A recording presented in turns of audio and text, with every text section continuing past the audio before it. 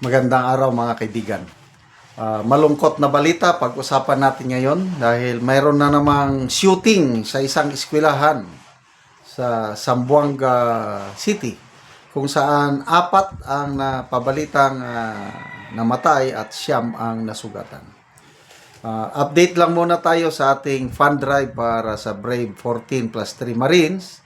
Nakaipon na naman tayo ng 102,000 pesos sa GCash at i-deposito na, ipadala na naman sa bank account nila anytime today.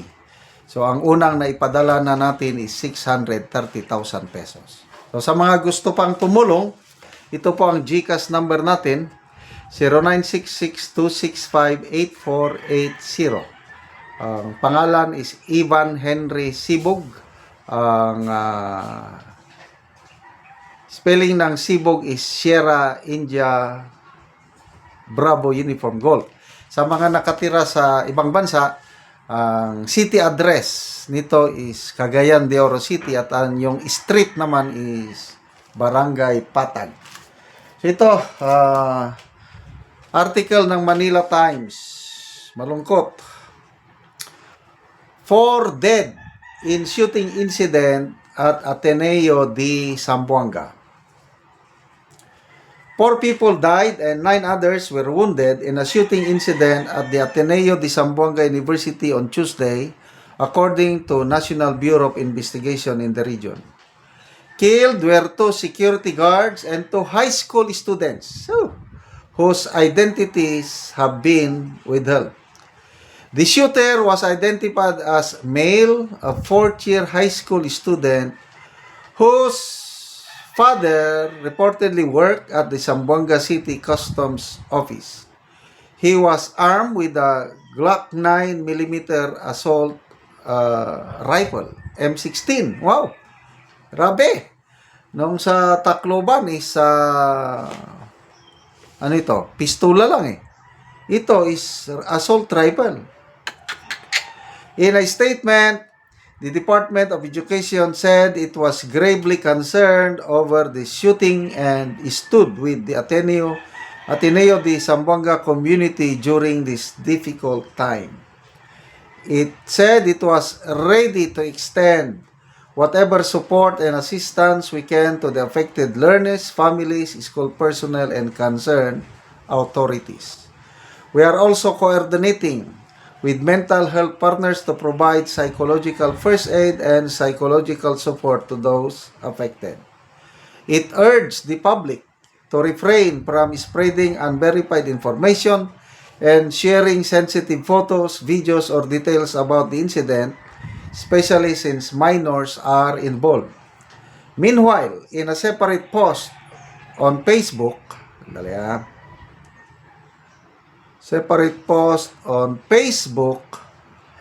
Ateneo de Zamboanga said its grade school students were now with their class moderators and were now safe and accounted for.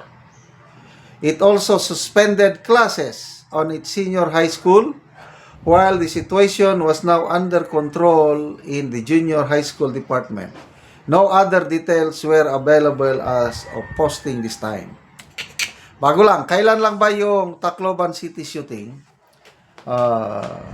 If I'm not mistaken, is 3 ang nasawi. Tama ba yun? Then 5 ata ang sugatan. So dito, mas marami.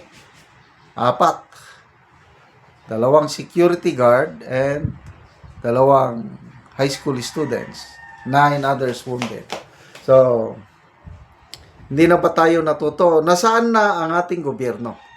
Ipinagmamalaki pa naman nila na mas safety ngayon. Pinagmamalaki nila na mas bumababa daw ang crime rate. So, sunod-sunod na ito eh. For a long time, dati akong teacher eh. High school teacher. Bago ako naging sundalo, nagturo muna ako sa high school. From 1979 to 1983. So marami akong mga classmates na naging school principal, division superintendent, mga ganun. Wala akong nababalita ang ganyan. Ngayon lang. Sa US, yan, maraming mga school shooting, mass shooting incident. But Pilipinas, ngayon lang, sunod-sunod. I don't know, 2 months ago ba yung Tacloban City shooting? So, mga minor de edad, pistola ang ginamit. So, ito na naman ngayon is Replina 9mm assault rifle. Talagang. So, padala natin ang ating mga anak o mga apo sa eskwelahan knowing that they are safe. Yung pala, doon na sila madididbol. Napakasakit eh. Kasi ako, may apat kaming apo. Yung dalawa is talagang nag-aaral sa normal nga paaralan, but yung dalawa is homeschool.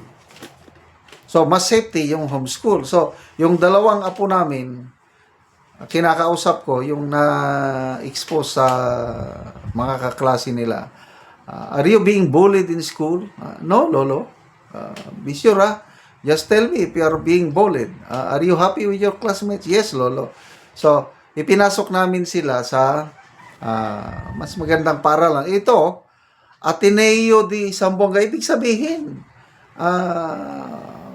mataas ang standard or hindi basta-basta eskwelahan ito. Yung sa Tacloban, I think it's a public high school. So, yun. Talagang medyo sabi mo, delikado. Ito, Ateneo na ito.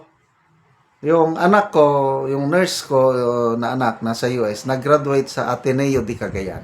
And believe ako sa standard ng Ateneo. Basta graduate ka ng Ateneo, ibig sabihin mayroon kang ibubuga.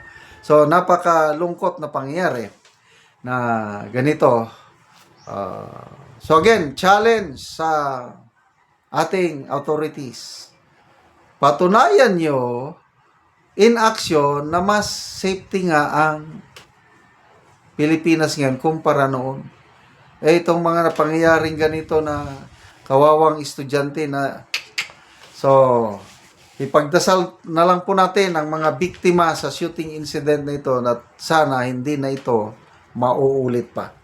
Salamat mga kaibigan sa inyong pagsubaybay sa channel na ito. Nakakatulong kayo ng malaki sa tribong Talandig ng Bukidnon dahil ang sweldo natin sa channel na ito is pantulong sa tribo. Namimigay tayo ng libreng yero at pako para makapagpatayo sila ng mas maayos na tirahan. Panoorin nyo ang video na ito. Ako dire sa balay ni Gian sa Ganahay nga taga Sitio Kalapat Tagbagtalakag Bukidnon. So mao na ni siya ang natabangan og yero kay ang iyang atop trapal lang gyud. Og kini siya wala gyud nay bana kay gibiyaan sa iyang bana. Mao ra ni ang itsura sa iyang kahimtang. So mao na gyud ni ang ilang pagpuyo. So, diri lang sila gatulugan. So, mao na ni ang gihatag nga yero nga napulo ka buok nga iatop karon.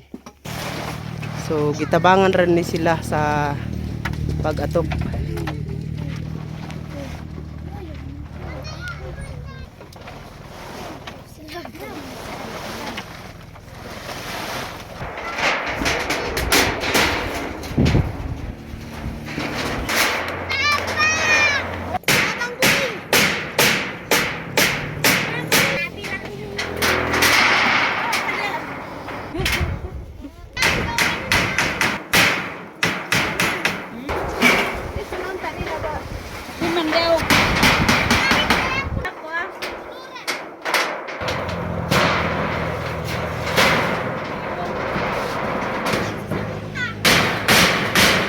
O karon humanagid sa pag-atop ang ginatabang nga hero. So nakaatop ni gid ang tag-iya aning balay.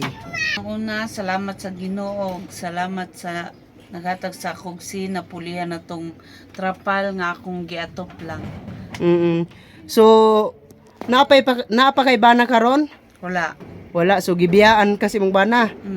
So pila ka buok ang imong anak? Ang nasa katulo, So pila day tanan imong anak? 5 unta.